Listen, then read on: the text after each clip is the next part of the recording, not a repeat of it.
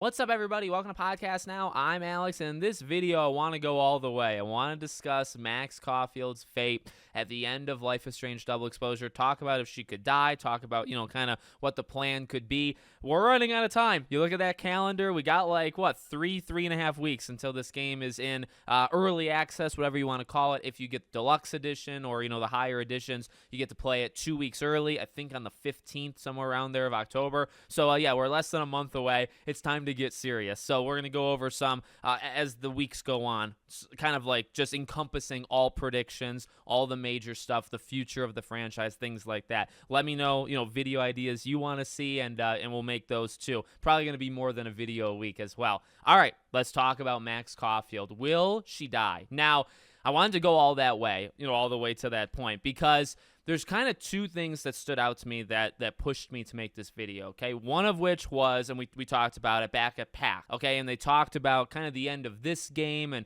what it's going to feel like or what they hope fans feel from it, and then kind of the future, right? And the distinction between is this the end of Max, or could this be the end of Life is Strange, or one of them, or neither of them, right? What are they necessarily getting at? But they did talk about kind of this sense of closure that, and this is why I want to make this video. At the end of Double Exposure, you do need to end the story. You don't make a game with an open, I mean, you can, I guess, but oftentimes that doesn't work. Oftentimes it's just going to make people mad.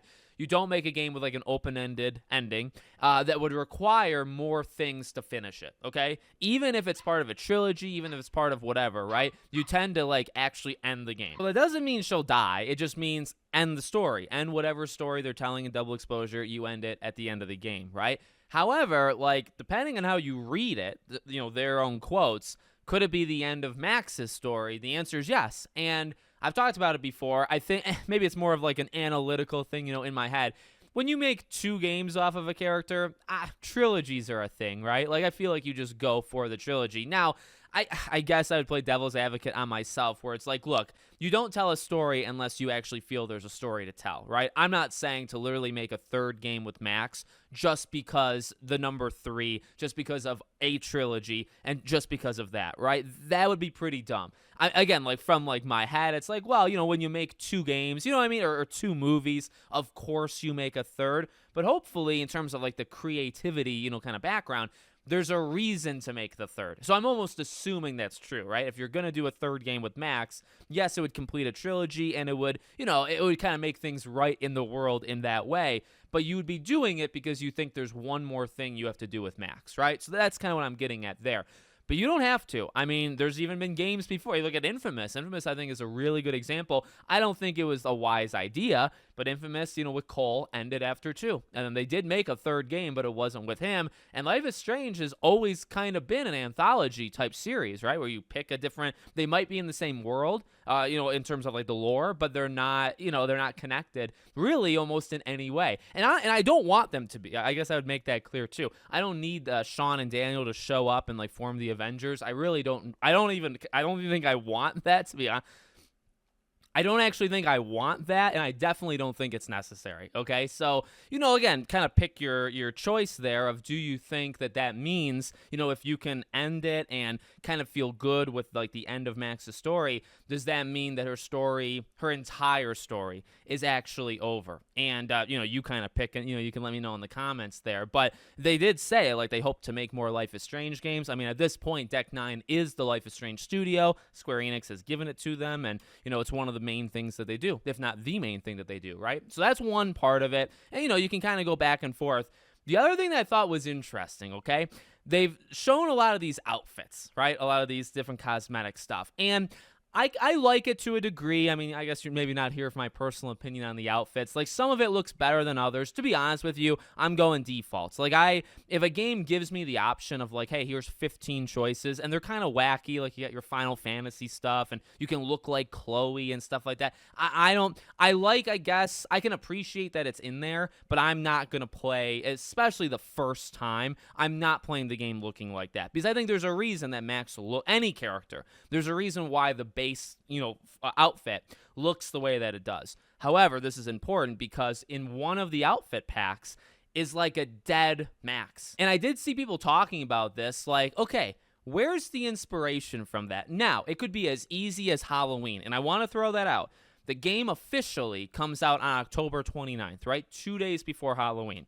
So if you get the pack and you have kind of this ghost dead look, but it's Max dead, and that's important to throw out there, right? But at the same time, you could say, okay, well, Alex, they're just leaning into the Halloween theme. Okay, if that's true, that's fine. Can you make an argument that they're leaning into, well, did they make that outfit because Max might actually die in the game, and are they maybe like repurposing outfits or something like that? Now, I don't actually believe that. And to answer my overall question, will Max die? I think the answer is no. I'll kind of go into like my last prediction right at the end of this video, but I wanted to throw that out there, like, because I saw it. I saw people talking about it, and I do think it's interesting that they chose something like that, but I think I would lean a little bit more towards Halloween versus she dies and she's got like a look, like a skin, and then they repurpose that skin as a outfit for her, in the game. I don't believe that, but it also could be like foreshadowing. Like, hey, here's like a dead Max skin, and then at the end of the game, she does die. Could be. Like, I would not put that past them, right? But as I said, like, will Max die? My final, I think no. And it's interesting because, like, I'm not ready to go over, like, every single, prediction I have for this game, but it's obviously going to come down to a choice, right? Now, how they do the choice, like, we'll have to see because, the ending of Life is Strange 1 was so critically looked at because of the, you choose one of two choices. The rest of the game doesn't really matter. It comes down to that. We'll see if they fall into that trap. I would say again, but it wasn't them. It was Don't Nod, right? We'll see if they fall into that trap. But I do think it would come to a major choice.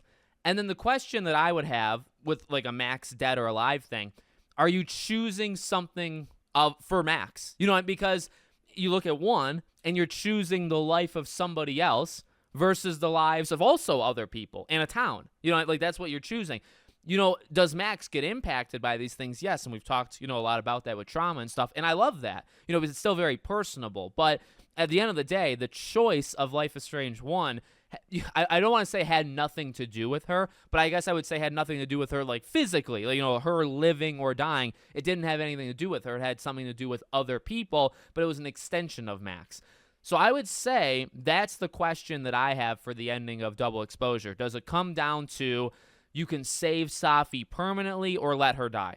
And I really, because that's the overall thing, I'm not sure. But you think about like Life is Strange 1 and like the Rachel Amber mystery was like a big thing. We knew like the hurricane was coming. So I guess you could have known like it was going to be a choice between, and we've talked about like Chloe was always there with this living, dying type situation. There were definitely hints early on that it was going to be a choice between Hurricane and Chloe.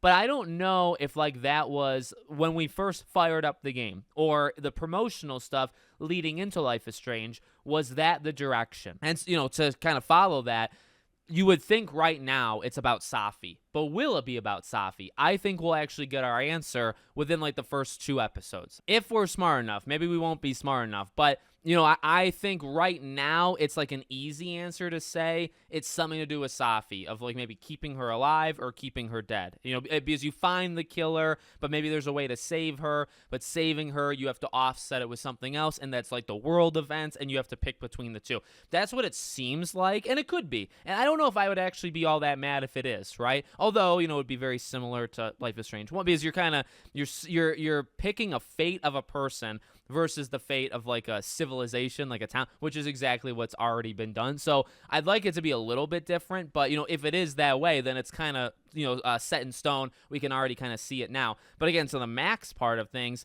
I don't see it being about her unless she turns it around on herself and thinks like, well, my powers are always the cause of this, so like I need to go to prevent this from ever happening again, which could happen. And that's the only way I see it actually resulting in her dying, is some sort of revelation, and the game would have to explain it. But the thing is, like, how do you know that the powers are 1,000% tied to the events? And that's what I like about Life is Strange 1 so much. We've talked about it, right? You don't know. You don't know 100%. You might, like, it might be because of the powers, but it could also be like Rachel's revenge. It could just simply be because Max stopped Chloe from dying, which is more of a Chloe thing than it is a Max thing. You know what I mean? Like Max did it, but ultimately it's the universe saying, hey, Chloe's meant to die. So if you just stop Chloe, we're not going to do this hurricane on you. You know what I mean? It's not like Max has to kill herself. It's that Max has to just choose, let what was already going to happen. That's actually the whole,